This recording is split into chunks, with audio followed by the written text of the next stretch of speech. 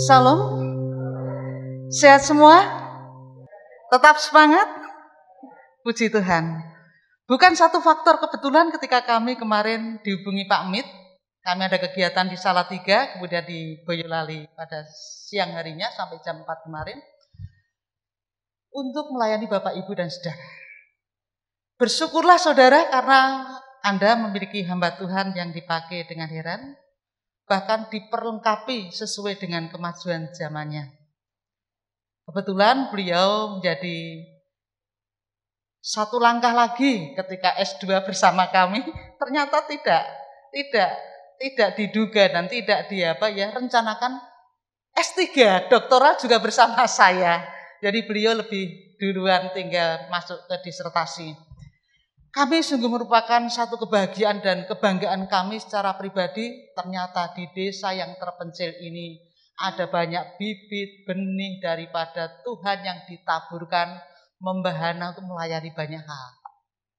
Iya, beliau menjadi direktur Pasca ya, Pasca atau yang S1-nya, S1 teologi. Ya, luar biasa, tidak semua orang bisa loh ya. Artinya apa saudara? Kita harus bersyukur dan semua harus diasah. Kemampuan yang ada di sini harus bersinergi untuk tetap bersatu melayani Tuhan. Amin. Ya. Pada pagi hari ini kami tidak akan berdoa karena sudah didoakan dan tadi saya sudah mendapatkan info sama dengan yang kami layani kemarin bahwa waktunya tidak boleh lebih dari 30 menit. Saya hitung dari sekarang ya. Makanya kami tadi malam mencoba memberikan PowerPoint supaya nanti bisa ditayangkan, kita tidak terlalu berlama-lama.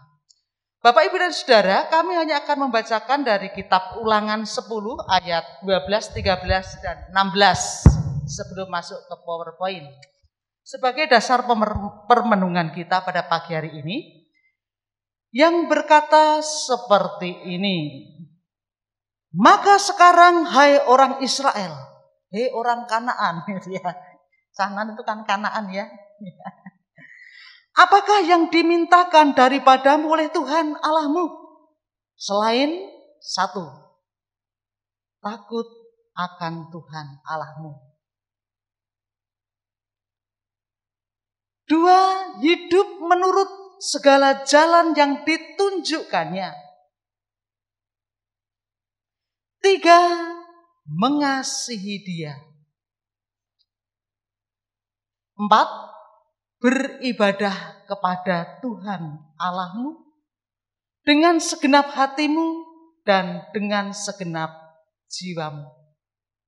Selanjutnya yang kelima, berpegang pada perintah dan ketetapan Tuhan yang kusampaikan kepadamu pada hari ini, supaya baik keadaanmu. Kalau ditanya, bagaimana kabar? How are you? I am fine, ya katanya. Kami baik. Firman Tuhan menjadi resep bagi kita sekalian.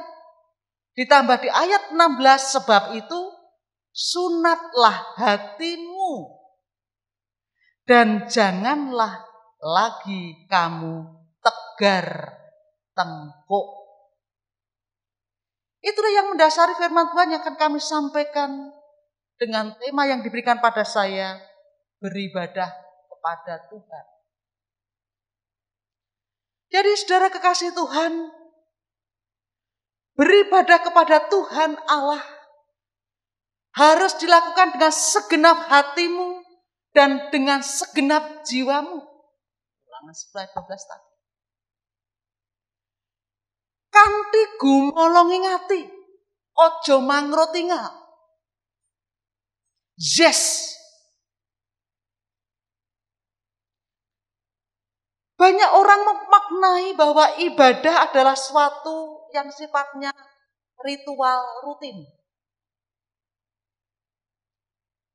Ngabekti ghosting ibadah cukup dilakukan pada hari Minggu atau hari-hari ibadah yang disepakati dengan cara masuk ke gereja lalu mengikuti semua kegiatan agamawinya, mulai dari berdoa, memuji Tuhan, menghaturkan persembahan, melakukan pembukaan hati untuk mendengarkan firman Tuhan, kemudian berharap mendapat berkat, kemenangan. yang dikatakan pujian tadi, kesembuhan dan kelepasan. Bukan itu semata, saudara. Kalau hanya seperti itu, mereka akan menjadikan ibadah sebagai aktivitas rutin semata. Secara lahiriah mereka menjalankan ibadah mereka, tetapi pada hakikatnya mereka memungkiri kekuatannya. Jadi kekuatan ibadah yang dikatakan memberi kelepasan itu hilang. Mengapa?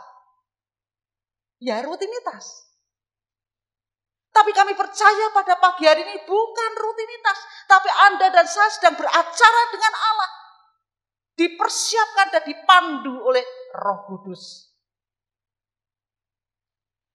Jadi kalau rutinitas tidak ada Roh Kudus yang diberikan kesempatan untuk berkarya, bekerja. Namun di tengah-tengah kita bisa merasakan sejuk hadirnya Roh Kudus.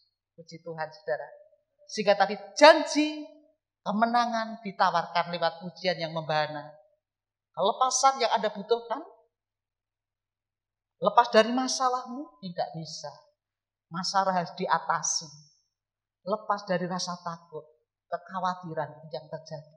Dan menerima kemenangan. Sehingga sembuhlah jiwa kita, sembuhlah tubuh kita, sembuhlah apa yang kita rasakan sekarang ini menjadi sesuatu yang menyakitkan. Karena pertolongan Roh Kudus. Nah, ibadah yang dilakukan sebatas lahiriah tadi pasti tidak akan menghasilkan kuasa. Pulang masih beremeng. Wah, pendeta khotbah nyindir saya dan sebagainya. Tidak ada kelepasan. Tidak ada mutiara hikmah Roh Kudus, kekuatan yang terimplikasi dalam kehidupannya. Sehingga kuasa ibadah yang sanggup memulihkan, mengubahkan hidup seseorang tidak pernah dirasakan. Maka hidupnya selalu begini saja. 40 tahun yang lalu begini saja. Untung pengharapan kita. Selalu menawarkan pengharapan yang selalu diperbarui dari hati ke hati. Karena apa? Pengharapan mengandalkan kuasa Roh Kudus. Amin. Jadi sekarang eksistensi ibadah kita akan melihat. Sebenarnya ibadah itu bagaimana toh yang diperkenan oleh Allah itu. Jadi eksistensi ibadah adalah bagaimana setiap kita pribadi lepas pribadi ini dalam satu bentuk peribadahan seperti ini akan mengalami perjumpaan pribadi dengan Tuhan kita secara pribadi.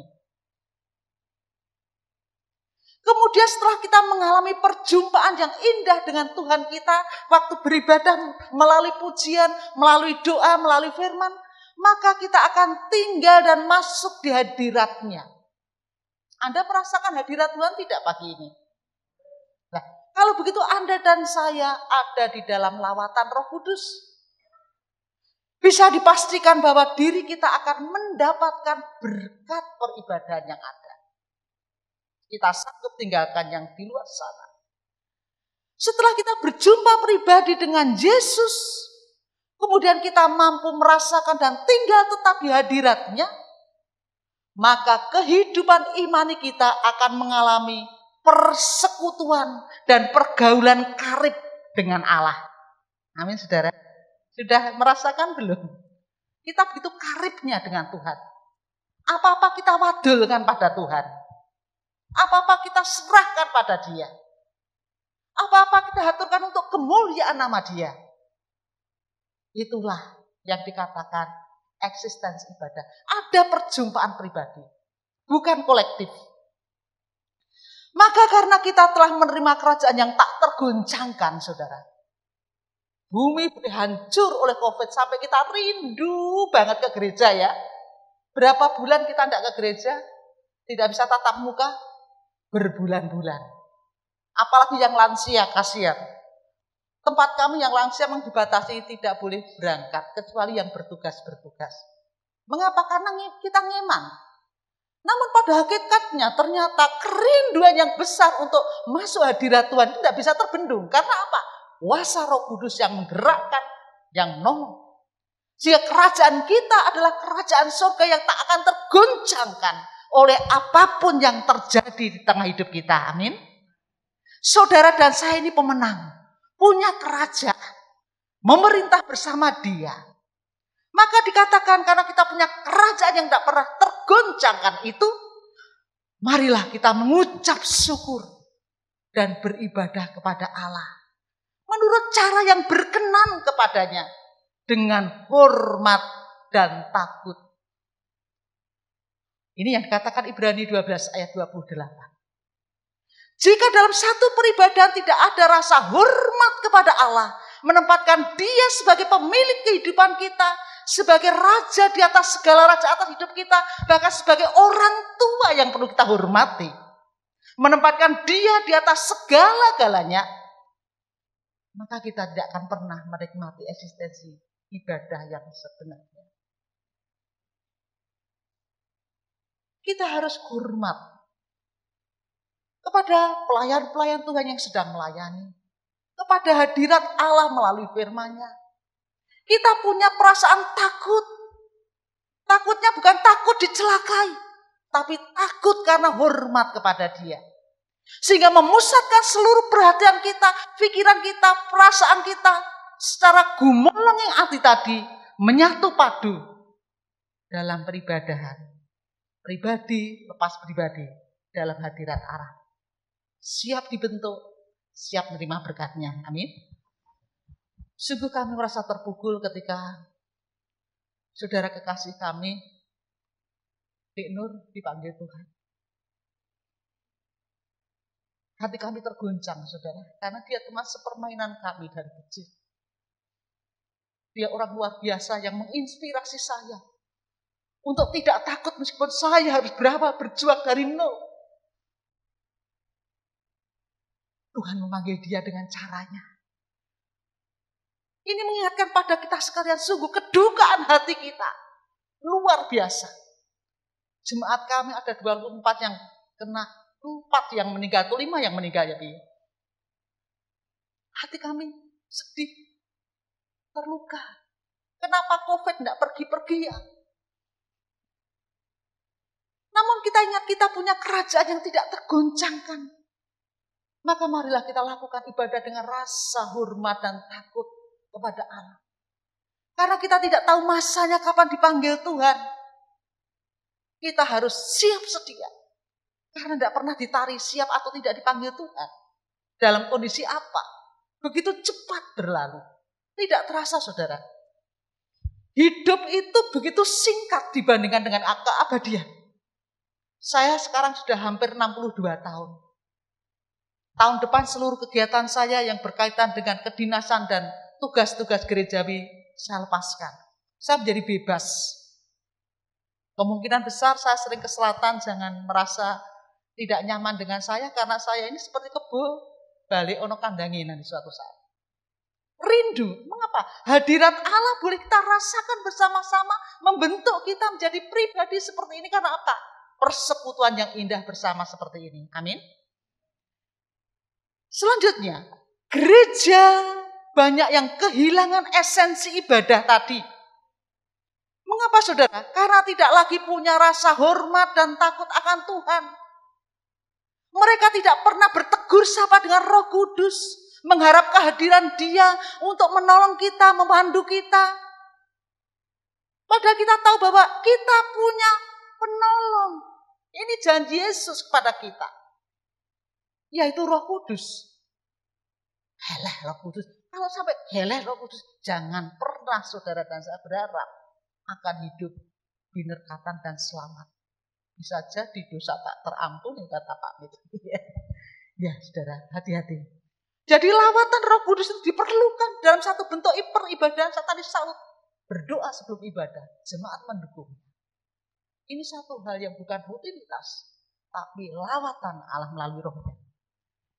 Sehingga kalau gereja lain pokoknya asal dihadiri banyak jemaat dengan musik yang hingar-bingar, pengkhotbahnya handal, levelnya high, mereka berpikir pasti Tuhan hadir dan melawat ibadah tersebut sampai harus bayar pengkhotbah sekali datang.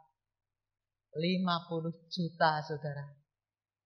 Grace Simon baru saja datang ke Jepara sana, saudara. Bayarnya mahal. Ternyata sama saja. Nah, benarkah seperti itu? Amos 5 ayat 22-23 mengatakan, Sungguh apabila kamu mau persembahkan kepadaku korban-korban bakaran dan korban-korban sajian yang kasat mata, aku tidak suka. Dan korban keselamatanmu berupa ternak yang tambun, aku tidak mau pandang. Pandang aja tidak, saudara. Jauhkanlah daripadaku keramaian, nyanyian-nyanyianmu, lagu gambusmu, aku tidak mau dengar. Tidak mau aku dengar. Mengapa? Karena hiruk pikuk yang dilakukan peribadahan bukan untuk kemuliaan Tuhan. Hanya kemuliaan para pelayannya, kemuliaan gerejanya, nama baik mereka. Tetapi kita harus kembali kepada eksistensi ibadah kita. Alami perjumpaan pribadi dengan Tuhan. Tinggal tetap di dalam hadirat-Nya. Dan bergaulah karib dengan Tuhan. Lebih daripada siapapun. Karena Tuhan jawaban kehidupan. Amin. Jadi saudara kekasih Tuhan, ibadah yang benar dan berkenan itu dimulai dari sikap hati yang hormat dan takut akan Tuhan. Maka kalau ada hamba Tuhan yang menegur, jangan marah. Karena hamba Tuhan sebagai gembala punya kewajiban untuk menolong setiap dombanya agar tidak satupun ada yang terjatuh. Amin. Pak Mit datang ke rumahnya tinggal pergi. Karena apa? Dia baru beli nomor. Ya, jangan sampai. Ya saudara sekalian. Oleh karena itu Tuhan ingatkan dalam Pengkhotbah 4 ayat 17. Jagalah langkahmu kalau engkau berjalan ke rumah Allah. Artinya apa? Yuk kita bentengi setiap langkah kehidupan kita ini dengan satu iman. Bahwa hidup kita adalah dupa yang berbau harum di hadapan Allah. Amin. Ketika kita akan beribadah kepada Dia, kita sedang mempersiapkan diri perjumpaan pribadi dengan Allah. Kesampingkan kiri, kesampingkan kanan ketika berjalan. Lurus memakai jalan Tuhan. Jangan memakai jalan setan atau dunia tawarkan. Amin. Baru kita akan bisa berjumpa dengan Tuhan. Hormat dan takut akan Tuhan adalah jalan menuju keintiman dengan Tuhan. Hanya orang yang takut, yang taat, yang hormat kepada hadirat Allah yang akan mampu melakukan hubungan begitu mesra dengan Allahnya. Sehingga aura wajahnya tidak akan bersungut-sungut, selalu terpancar aura keindahan Allah. Puas Allah. Ketika orang bertemu dengan saudara, setiap orang akan merasa diberkati, ditolong, meskipun hanya sapaan, hai, terus diberkahi, terus dikabaripun. Ada sesuatu yang luar biasa. Jadi milikilah keintiman dengan Allah pribadi lepas pribadi, sehingga kita memiliki satu bentuk peribadahan yang benar. Mazmur 2 ayat 21 mengatakan, beribadahlah kepada Tuhan dengan takut. Jangan main-main saudara. Kalau kita tidak mau beribadah pada Tuhan dengan rasa takut, rasa hormat, kita sedang melecehkan hadirat Allah. Kalau kita sudah punya niat, jagai keberangkatan kita dari rumah sampai ke gereja, wiridan, niat ingsun ngawula Gusti, niat ingsun ngabekti Gusti. Pasrah bongkoan nyuwun berkahi Gusti. Segala masalah kita tinggalkan, rawe-rawe rantas malang-malang putung, menghadap Tuhan dengan hati yang bersih, nurani yang benar, sehingga apapun yang kita bawa kepada Tuhan menjadi kemuliaan, kesukaan Allah. Dupa yang menghadirkan bau harum, puji-pujian bagi Dia. Amin. Tuhan katakan, ciumlah kakinya dengan gemetar. Kaki siapa yang dicium? Kaki Tuhan. Itu melambangkan satu tindakan begitu kita tidak berharganya di hadapan Allah. Tidak boleh ada satupun titik yang berkata tentang kesombongan hidup. Tetapi kita benar-benar bukan siapa-siapa di hadapan Allah. Dan kita hanya mengagumi Dia, menyembah Dia, berlutut kepada Dia, serahkan semuanya. Sehingga kita melakukan ibadah ini, hati kita benar-benar bersih, terbuka, dikuduskan. Sehingga awal sampai akhir, berkat Tuhan akan mengalir pribadi lepas pribadi. Ada yang sakit katakan, amin Tuhan, saya sembuh. Dalam nama-Mu Tuhan kami serahkan semua permasalahan. Di situ akan terjadi satu bentuk interaksi individu dengan individu. Meskipun Allah juga bekerja individu dengan kelompok seperti ini. Amin, saudara. Dengan gemetar, artinya apa? Ya kita tidak punya kekuatan apapun yang bisa kita andalkan di hadapan Allah. Pangkat, derajat, bondo, dunyo, semua kita lepaskan. Kita sama di hadapan Allah, siapapun kita. Yang berangkat ke gereja bukan baju kita, tetapi hati kita yang kita bawa menjadi persembahan kudus yang siap dibentuk, kemudian ditaburi firman-Nya hidup, berbunga, berbuah, menjadi berkat bagi banyak orang. Amin. Jangan dipikirkan kalau menjadi berkat harus pakai uang. Tidak. Dunia sekuler seperti ini banyak orang menawarkan uang, tapi tidak menawarkan hati. Kita orang-orang desa punya hati yang melebihi daripada orang yang hidup di postmodern. Makanya kita merasa rindu banget ke gereja. Rasanya mau mati Tuhan saya tidak ke gereja. Tidak bersekutu dengan teman-teman saya. Ada perasaan seperti itu? Nah, ini hadirat Allah. Mari kita datang kepada Dia bukan dengan kesombongan atau apapun, tapi dengan kerendahan hati kita. Betapa tidak berharganya kita tanpa penyelamatan Allah, tanpa karya Yesus. Bukan siapa-siapa, kita diintipin rokok. Menungso manusia. Itu keroto bosone menus-menus nelongso kakean dosa. Tidak ada sesuatu yang dibanggakan. Yang tahu kita dengan Tuhan kita. Hablul minallah, kita dengan Tuhan kita. Saudara sekalian, dalam Roma 12 ayat 8b dikatakan supaya dalam peribadahan seperti ini, dalam kehidupan kita sehari-hari, kita mempersembahkan tubuhmu. Tubuh loh saudara, yang dijiwit sakit ini loh. Tubuhmu, hidupmu, sebagai persembahan yang hidup. Oh ternyata persembahan tubuh kita lebih daripada uang kita. Lebih daripada pikiran kita. Mengapa? Kalau tubuh itu jiwa raga roh gumolong menjadi satu, menjadi milik Tuhan. Kalau hidup kita sudah menjadi milik Tuhan, maka tidak ada kata ketika Tuhan memerlukan kita, nanti Tuhan, saya baru begini Tuhan, lain waktu Tuhan.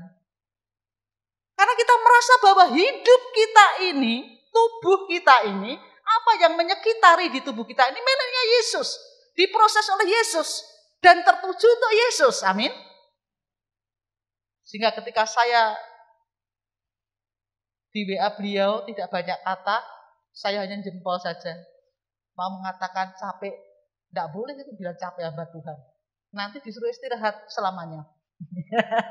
Saya tidak berani mengatakan capek. Saya jempol. Tuhan pasti bekerja untuk kita ketika Dia memilih kita, memanggil kita, tepat pada waktunya memperlengkapi segalanya sehingga saya bisa menjadi berkat. Itu yang kami doakan. Sehingga jemaat di sini semakin bertumbuh, berkembang di dalam iman, perbuatan, dan kehidupannya. Jadi saudara sekalian, supaya mempersembahkan tubuhmu sebagai persembahan yang hidup, tidak hanya hidup tapi kudus. Persembahan yang begitu mulia telah ditebus oleh darah domba Allah itu menjadi yang berkenan kepada Allah.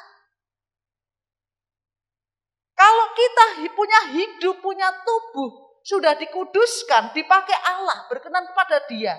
Apa sih yang tidak bisa untuk Dia? Sehingga kita bisa berkata, hidupku Kristus, mati. Loh, ini Alkitab loh. Hidupku Kristus, mati ya dewe, gitu ya. Mati untungku.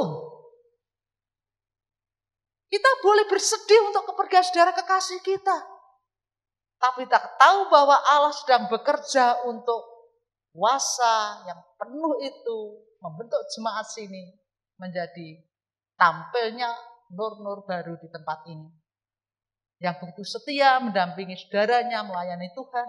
Kami sharing. Ya, dia tahu bagian saya ini. Ya, dia menjadi pendoa syafaat yang baik. Amin, saudara. Mau menjadi pendoa syafaat bagi hamba Tuhannya? Hamba Tuhan itu tidak bisa apa-apa tanpa saudara loh. Karena hamba Tuhan dalam nama Tuhan Yesus sudah menanggung hidup saudara di hadapan Allah. Itu tanggung jawab dia. Kalau sampai ada anak Tuhan tidak terlayani, hamba Tuhan ini pada saatnya nanti akan dituntut pertanggungjawabannya. Tidak penak loh jadi hamba Tuhan. Oleh karena itu perlu dukungan saudara. Anda harus ikut menanggung kehidupan dia bersama keluarganya karena itu tadi. Seluruh hidupnya harus tercurah untuk Allah, melayani dia. Supaya tidak lebih dari 30 menit, saya lanjutkan. Jadi ibadah yang murni, tak bercacat celah di hadapan Allah. Bapa kita ternyata bukan hanya di gereja. Kalau bukan hanya berarti di gereja perlu enggak? Perlu, karena kita dibangunkan kehidupan rohani kita, persekutuan kita. Satu sama lain punya satu hati di dalam Tuhan. Memahami dan menghidupi visi misi gereja kita. Tetapi bukan itu saja. Ternyata di luar sana ada lahan ibadah yang harus kita jangkau. Yaitu hati yang mau memberkati, hati yang mau mendoakan, hati yang mau peduli terhadap mereka yang sedang mengalami permasalahan. Yaitu mengunjungi yatim piatu. Anak yang popo itu tanggung jawab gereja. Apapun yang terjadi kalau ada anak memang sudah tidak punya apa-apa, jangan biarkan. Itu tanggung jawab di pundak kita semuanya. Ya, sehingga kita harus peduli. Janda-janda dalam kesusahan mereka. Bukan janda yang keren ya, bisa hidup sendiri tidak masalah. Janda-janda yang sudah memang rentan, tidak bisa punya apa-apa, melakukan saja tersiok-siok, meneteskan air mata untuk bangkit, berdiri berjalan saja sulit. Apalagi menghidupi dirinya sendiri. Saya percaya di sini sudah ada diakonia yang menghidupi mereka. Tanggung jawab mereka, saudara. Kalau tidak, saudara dan saya yang akan dituntut di hadapan Allah. Kalau kemarin belum, karena belum mendengarkan firman Tuhan ini. Tapi setelah mendengarkan firman Tuhan ini, harus menjadi tanggung jawab gereja. Amin, saudara. 75% jemaat kami itu lansia. Yang kami lakukan terhadap lansia-lansia itu tidak bisa YouTube, Pak. Tidak bisa Zoom. Tidak butuh itu. Para breda yang dibutuhkan adalah didatangi, didengarkan mereka berkatarsis, ngeplongke pikir, kemudian didoakan. Oleh hamba Tuhannya seperti itu. Kemudian gereja melengkapi, paling tidak dipedulikan hidup jasmaninya. Sehingga dengan demikian mereka di masa breda sudah dipersiapkan untuk masuk hadirat Tuhan, dipanggil Tuhan. Sebelum saya ke sini, saya datang ke tempat Mak Mei, anaknya juragan-juragan. Tapi dia merasa terbuang. Dia bicara di depan anaknya diingkul saja. Kalau aku nanti mati bagaimana gini? Saya biarkan dia ngeplongke pikir supaya keluarganya mendengar. Nah, ketika begitu kita berikan masukan, Mak Mei itu kalau mati itu masuk ke surga. Paling ya nunggu antrian masuk ke surga. Sudah usah tidak mikir masalah dunia itu bagiane anak putu. Masa emak ini adalah masa penikmatan. Sudah bukan masa perjuangan. Kalau lansia itu masa penikmatan. Maksudnya penikmatan ya jangan menikmati ayam goreng terus nanti kolesterolnya tinggi. Ya mangan saonone ning atine adem, ayem, madep mantep nek ditimbali Gusti, monggo Gusti kawula pasrah boten saged swala. Amin. Yang kami sering menghantarkan orang-orang yang dipanggil Tuhan itu kelihatan sekali dia siap atau tidak. Nah itu tugas siapa? Pertama tugas hamba Tuhan, kedua pengurusnya, yang ketiga seluruh sidang jemaat. Yang paling dekat dengan rumahnya Tuhan berikan beban untuk itu. Mari kita angkat bersama-sama supaya mereka menjadi sarana kita memuliakan Allah. Tidak ada umat Kristiani yang ada di sekitar kita menjadi bahan pembicaraan orang lain.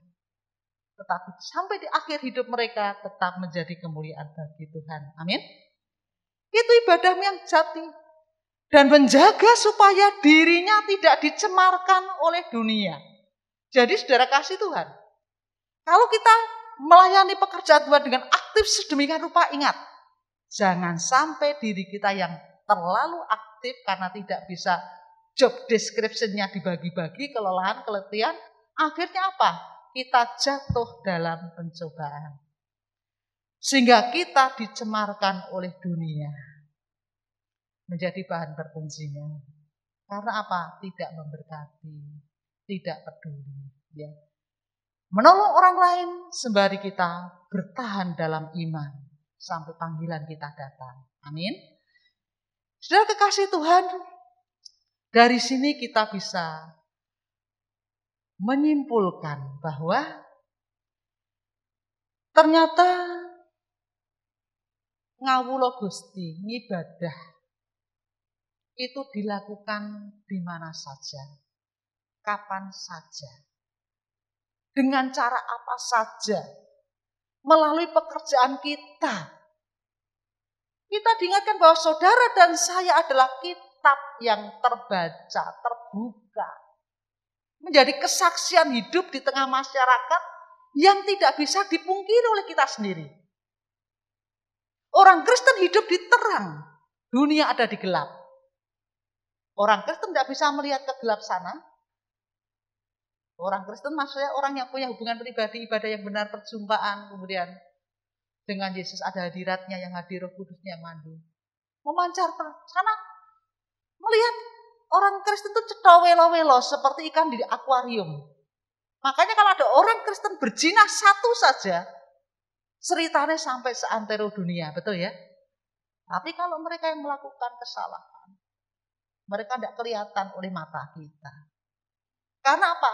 Ya memang kita tidak dipakai Tuhan untuk melihat itu, untuk menghakimi itu. Tuhan katakan apa? Penghakiman adalah hak. Maka kalau kita dikasih Tuhan lihat orang-orang di sekitar kita melakukan dosa, yang pertama adalah mendoakan. Jangan menegur dulu, doakan dulu, bawa dalam doa dulu. Setelah itu kita melawat dengan kasih apapun dosanya. Kalau kita melakukan dari hati ke hati, heart to heart dengan kasih yang dalam, maka akan terjadi take and give yang bagus antara penjenengan kita dengan orang yang mengalami jatuh tadi. Bukan merasa dihakimi, tetapi merasa dipedulikan, dikasihi sesama anak Tuhan. Inilah kerinduan kami bawa melalui firman Tuhan. Biarlah kita bisa menjadi anak-anak Tuhan yang mampu menjagai langkah hidup kita. Ojo sumolondoro. Harus bertanya, who am I? Siapa saya ini? Saya ini adalah pribadi yang penuh dosa, bergelimang dosa, yang telah diangkat Yesus masuk hadiratnya, memiliki hubungan pribadi yang indah dengan Dia, diampuni dosa-dosa kita, diberi kesempatan. Tapi jangan sumolondoro. Karena tidak selalu kesempatan itu ada. Amin. Kiranya firman Tuhan ini memberkati kita semuanya. Dan menolong kita untuk bisa menjadi pribadi-pribadi yang diperkenan Allah dalam peribadahan. Sehingga setiap kita pulang dari peribadahan atau pulang dari melakukan sesuatu yang Allah tunjukkan pribadi lepas pada kita, untuk kita lakukan di dunia ini, melalui hidup kita, pekerjaan kita, apapun yang kita punya, untuk dilakukan, akan bangkit kesukaan surgawi yang mengalir. Ada kepuasan karena kita dipakai Allah untuk melawat, membebat. Membebat itu kalau saya terluka, kemudian dicarikan entil, iodium, dicarikan kasa, dibalut. Oh, rasanya indah. Bukan berapa harganya tentit satu tetes. Tentit bisa dibeli, tetapi kasih kita ketika memperhatikan, membebat, membagi, memberi pada orang-orang di sekitar kita akan menjadi satu bentuk kesaksian hidup yang tidak bisa dihitung dengan rupiah. Inilah kekayaan kita, aset kita di Sinar Pengharapan. Semua bersinergi, bersatu padu melayani Tuhan. Hadir dalam hadiratnya, kita punya hati yang tertuju pada Dia. Sehingga dengan demikian, hamba Tuhan tinggal pegang tongkat komando firman Tuhan. Yang lain mendukungnya supaya dia tetap bisa mengangkatnya itu. Apapun kesibukannya, kita saling melengkapi. Sehingga dengan demikian gereja ini akan berkembang. Salah satu ciri dari gereja yang binerkatan dalam ibadah adalah berkembang secara kualitas maupun kuantitas.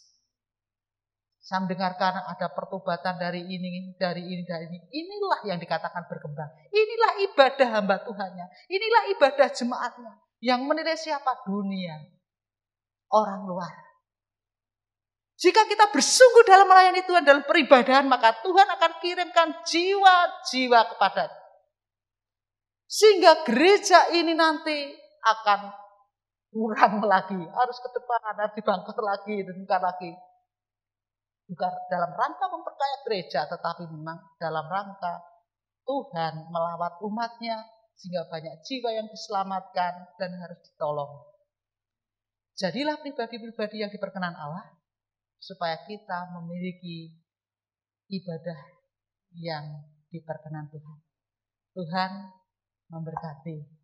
Amin. Ya. Kesaksian taman doa sebentar. Siapa? Budi yang memberi kesaksian tentang taman doa. Saya sudah pas 30 menit ya. Tambah sedikit ya.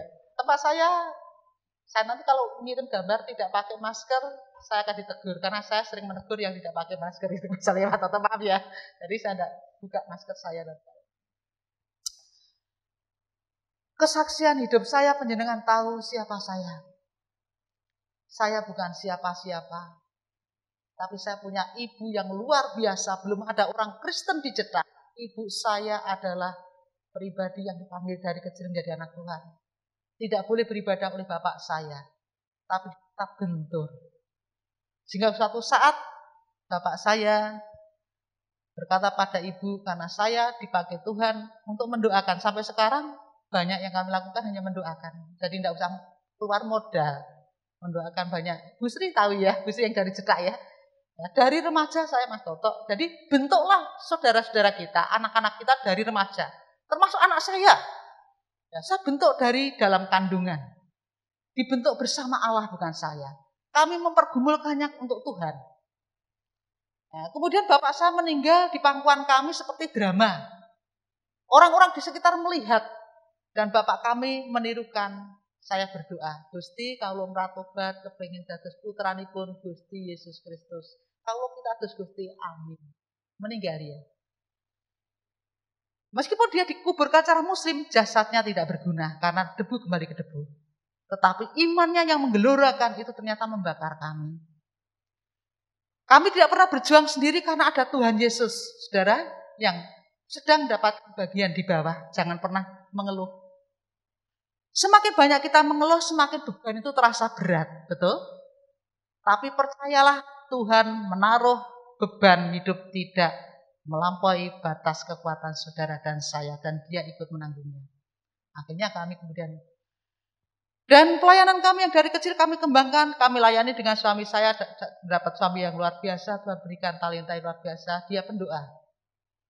Dari rumah ke rumah, sampai sekarang kami melayani di berbagai tempat.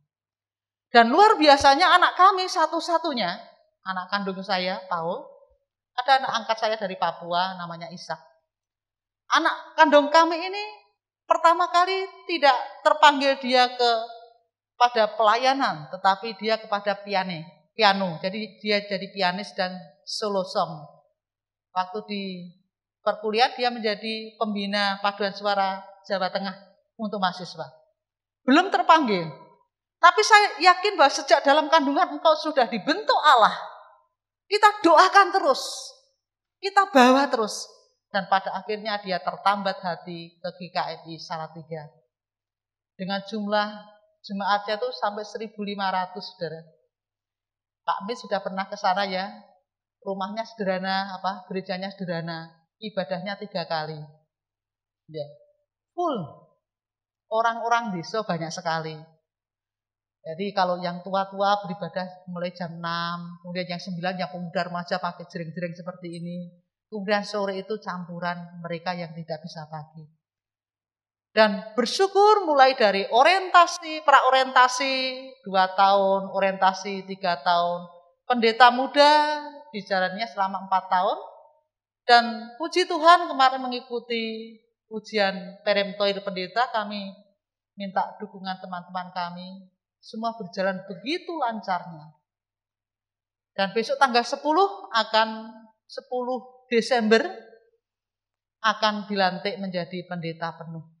Rasanya plong. Saya membawa doa dari putra-putri hamba-hamba Tuhan supaya ada regenerasi. Itu harus direbut dan diusahakan. Saya kurang setuju kalau ya udah mengalir saja mulut kita, tapi hati kita harus membara di dalam Tuhan, bawa dalam doa. Amin. Tidak ada yang mustahil.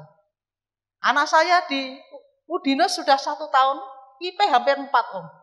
Tiba-tiba pindah. Nah inilah tangan Tuhan. Ketika dia menyampaikan ngerasa takut, tidak saya tanggapi. Terus kamu mau kemana? Aku mau ke teologi. Aku janji pokoknya nanti aku keluar tuh bareng dengan yang S1 Udinus. Betul dilengkapi. Dan di situ dia dicerat. Dia punya istri yang melayani Tuhan, dari Katolik mau menjadi satu langkah pelayanan. Sekarang kami sudah mendapatkan 2 cucu. Perempuan yang barep dan 4 tahun ya, yang kecil, laki-laki, gendut sekali. Sekitar 1 tahun. Saudara, satu hal yang kami konsepkan dalam hidup saya, hidup kita memang mengalir, Om. Tidak ada sesuatu yang kami programkan, tidak pernah. Kecuali anak kami dalam kandungan. Anak saya itu anak nazar. Saya kawin hampir 5 tahun tidak punya anak. Saya bernasar pada Tuhan, saya membayar nasar. Menjual kalung saya satu-satunya. Sudah membayar nasar. Dan saya berkata, ini Tuhan. Ketika dia menyanyi di lomba gereja, dia nyanyinya begini. Masih kecil. Diam di rumah Tuhan seumur hidupku. Saya berdoa sambil menangis. Jadilah kehendak-Mu ya Tuhan, jadilah kehendak-Mu.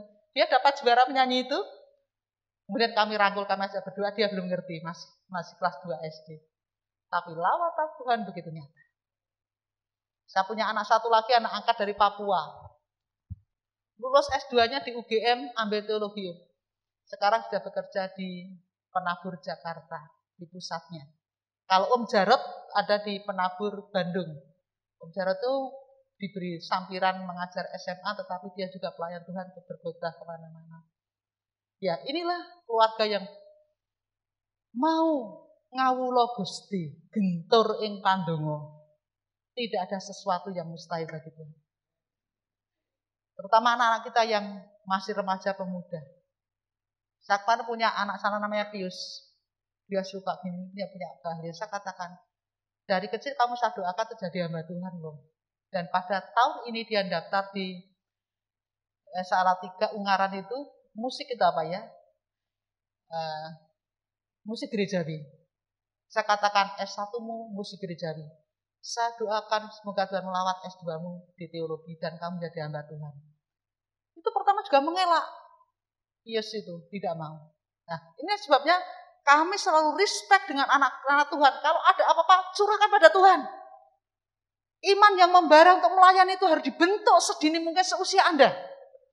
Kalau Anda layani Tuhan dengan sungguh-sungguh, Tuhan pasti membayar tunai. Tuhan itu tidak pernah berhutang budi pada kita. Amin. Semuanya akan dibayar dengan cara Dia. Sehingga Anda menjadi pribadi yang sukses. Successful for you. Sejauh Anda mengimani dan mengamini, itulah yang terjadi dalam hidup Anda. Jangan sembrono, saudara. Sejauh Anda mengamini dan mengimani, apapun, itulah yang Anda akan terima. Saudara, dalam ibadah tadi ada yang bisa sampaikan bahwa sebenarnya keuntungannya apa sih beribadah itu? Keuntungannya apa? Keuntungannya salah satu adalah, manfaatnya adalah ibadah itu berguna dalam segala hal karena mengandung janji. Ini loh janji yang saya saksikan. Ternyata Pak Mit betul, ada bagian saya yang manfaat belum saya sampaikan. Ada janji Allah untuk saudara dan kita semua, terutama anak-anak. Bidek Om Toto. Bahwa dia, baik untuk hidup ini, hidup di dunia ini, yang kasat mata ini, maupun untuk hidup yang akan datang di belakang tabir kehidupan sana. Itu ada janji Allah. Yang ya dan amin. Jangan pernah merasa rendah kecil. Anda sudah menjadi pribadi yang mulia, yang hebat ketika dijamah Allah. Sehingga Anda akan jadi pribadi yang berguna bagi dia. Itu yang harus kita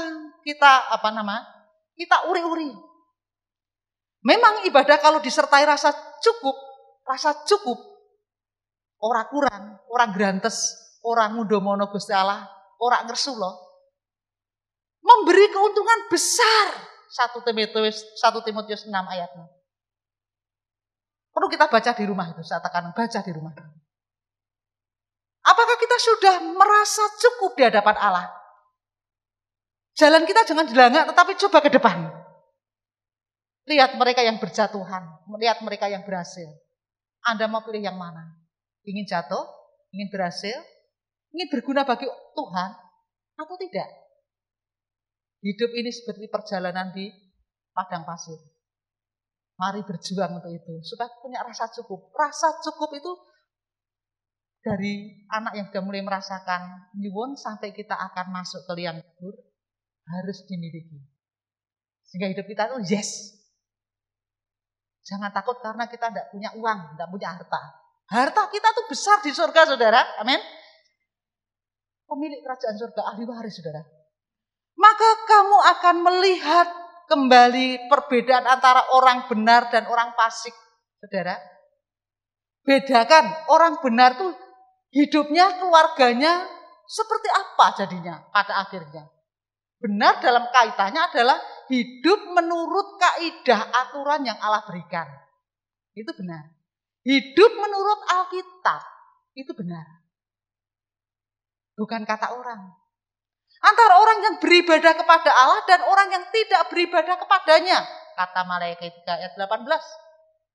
Orang yang beribadah kepada dia tidak akan kurang sesuatu apapun. Dijamin oleh Allah. Bahkan kalau Allah berkenan maka saudara dan saya akan diberi berkelimpahan supaya menjadi berkat. Nah sekarang Anda dan saya satu sudah merasa cukup belum? Nah belum pernah merasa cukup, Anda tidak akan pernah dipakai untuk memberkati orang lain. Tapi kalau kita sudah merasa cukup dan kita dipakai Tuhan meyakini bahwa kita sudah beribadah kepadanya dengan benar, kata Malaikat 3 ayat 18 tadi, maka Tuhan akan membedakan kita dengan orang dunia. Beda loh ngomongnya, hidupnya. Kalau ada orang gereja yang masih tidak beda dengan orang dunia, berarti dia belum mengalami perjumpaan pribadi dengan Allah. Belum mengalami hadirat Allah. Belum mengalami keintiman dengan Allah. Tanyakan pada diri dan komitmenlah. Apa sih yang tidak bisa Tuhanku lakukan untuk aku? Apa sih yang tidak bisa Tuhan Yesus lakukan untuk keluargaku? Apa? Tanyakan. Tidak ada bukan? Langit sapi itu kepunyaanku. Langit di atas langit itu kepunyaan dia. Bumi dengan segala isinya di dalamnya itu milik dia. Kita diberi kuasa untuk mengelola. Apa sih yang kurang Tuhan berikan pada kita? Wong makan kita juga hanya 1 piring. Betul? Saya sehari makan hanya 1 piring. Sekali saja sehari. Kalau siang hari. Karena itu bentuk doa dan puasa kami yang sudah melekat. Mbok enak kayak apa kalau saya sudah diparingi makan. Tuhan sehari sekali. Siang saya makan. saya tidak akan makan. Dan bagian makan saya harus menjadi bagian orang lain. Ini satu komitmen dan sulit. Bukan untuk diet, bukan. Yaitu menjadi style of life, jadi menjadi gaya kehidupan. Mari kita bergaya peduli, bergaya melayani, bergaya beribadah benar. Bergaya menjadi abdi Allah yang benar. Bergaya menjadi anak-anak Tuhan yang siap menjadi pribadi sukses. Siap? Apakah Anda siap menjadi pribadi yang sukses? Amin, siap. Nah, ini yang dibutuhkan. Jadi, kita jelas dalam segala hal akan tampil beda. Kalau kita kehilangan apa-apa, kita tidak akan sedih. Karena itu milik Tuhan. Belum lama saya kehilangan gaji 1 bulan. Kehilangan perhiasan cukup besar. Saya katakan, Tuhan itu milikmu. Kalau hilang ya berarti harus diambil orang lain, ya sudah. Saya tidak sedih. Karena apa? Itu berarti saya harus berbagi. Saya mungkin masih medit. Saya tidak menangis. Mencari, ketika dicari tidak ada ya sudah. Artinya kita tidak akan terikat erat pada dunia. Kalau kita sudah punya gaya hidup. Ini Tuhan aku, pakailah aku.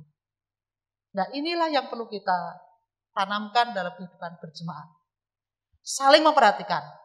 Hamba Tuhan wajib memperhatikan jemaat, tapi jemaat lihat wajib memperhatikan hamba Tuhan dan keluarganya supaya bisa bekerja dengan baik. Hamba Tuhan perlu didoakan, tapi hamba Tuhan harus mendoakan satu persatu. Bayangkan kalau penjenengan mendoakan hamba Tuhan kan ya satu ya. Tuhan semua Tuhan Pak Mit ini. Tapi Pak Mit itu kalau malam harus berdoa dari pojok sana sampai pojok sana, sebut namanya satu-satu saudara. Itu dilakukan Pak Mit loh. Sampai ngomongnya sampai dinding gitu. Dan itu dilakukan pada waktu malam biasanya. Anda sudah tidur pula sebagai domba-dombanya. Beliau mulai bangun, bertahajud. Di hadapan Allah bersujud dengan gemetar, mencium kaki Yesus, mendoakan Anda pribadi lepas pribadi. Bersinergilah dalam melayani Tuhan. Semua Anda bisa berjalan sendiri. Tuhan pasti memberkati. Tidak ada yang perlu saya sampaikan banyak. Pokoknya itu saja. Kita bukan siapa-siapa tanpa Tuhan dan saudara. Kita hidup untuk Tuhan dan saling menghidupi dalam rangka persaudaraan. Amin. Mari kita berdoa.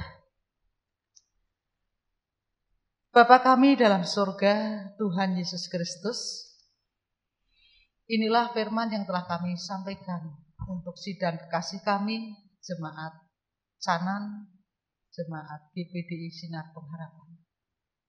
Kami harus melakukan ibadah dengan benar. Kami rindu setiap kami yang hadir di sini punya perjumpaan pribadi dengan Engkau. Kami rindu setiap yang hadir boleh mengalami hadirat Tuhan dan senantiasa hidup di dalam Tuhan. Dengan demikian Tuhan, hidupku bukanlah aku lagi, tetapi Kristus yang hidup dalam kami. Kami serahkan hamba-Mu Pak Mit dengan segala kegiatannya yang terlalu banyak Tuhan. Biarlah Tuhan berikan kekuatan secara fisik maupun roh akal budinya untuk bisa melawat dan menjalankan semua tugasnya dengan baik. Dan kami seluruh sidang jemaat-Mu, Engkau berkati kami supaya kami boleh menjadi partner yang baik bagi hamba-Mu dalam suka duka lara melayani Tuhan. Sehingga gereja-Mu dari hari ke hari, karena kami masing-masing siap memberi diri untuk pelayanan, untuk Tuhan menjadi dupa yang harum, maka gereja-Mu akan berkembang sesuai dengan rencana-Mu. Ampuni Tuhan jika pada saat kemarin kami tidak peduli untuk itu, atau lupa untuk itu. Biarlah ke depan kami menjadi anak-anak Tuhan yang binerkatan untuk memberkati. Dan jika pada saat ini ada yang sakit, silakan angkat tanganmu. Yesus.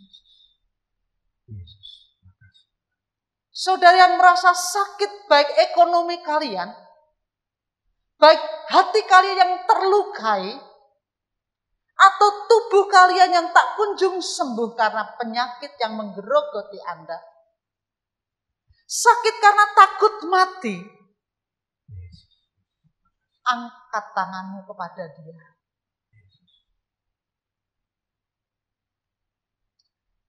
masuklah hadiratnya. Mulailah bangun hubungan pribadi dengan Yesus. Rasakan dan imani, lalu aminkan bahwa oleh bilur-bilurnya saat ini engkau sembuh. Segala permasalahanmu akan teratasi bukan karena kehebatanmu, tetapi justru dalam setiap kelemahanmu, kemuliaan Allah dinyatakan. Terima kasih Tuhan. Lawat satu persatu. Nyatakan kuat kuasamu. Tumpangkan tanganmu. Biarlah engkau bekerja. Dan selanjutnya seluruh kehidupan sidang jemaatmu dan gerejamu ini kami pertaruhkan dalam lawatan, tuntunan, panduan dari Roh Kudus. Sehingga hambamu yang melayani di tempat ini maupun para petugas, penatua, jemaat boleh merasa satu hati dalam karya ilahi. Tuhan memberkati dan mengampuni setiap dosa. Terpujilah namamu Bapa kekal selama-lamanya. Haleluya. Amin.